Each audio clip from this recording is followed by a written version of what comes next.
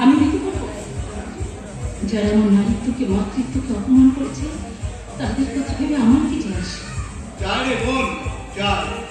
আমি সব বুঝতে পারি, তুই আজও দেবাশিসকে মন থেকে মুছে ফেলতে পারিস। তোর মতো আমার মনটাও কাঁদে, আমার মনটাও কাঁদে।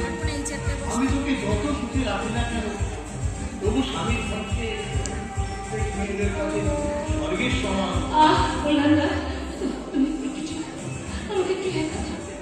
সাবিত্রী, আমার একটা কথা রাখি সাবিত্রী, অত দূর থেকে এসে কমলকে আদর করে যায়, তখন ঘরে রেখে আসতে পারিস না কেন? পারি না বললেন না, কারণ বাবা যেমন তার মরা মুখের দেখতে দিয়েছে, ও যদি আমাকে খাওয়াতে অসুবিধা হয় তাহলে আমি এক্ষুনি চলে যাব।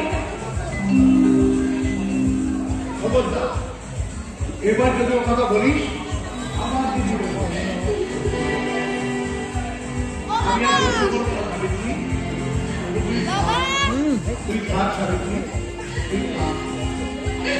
যাবো না।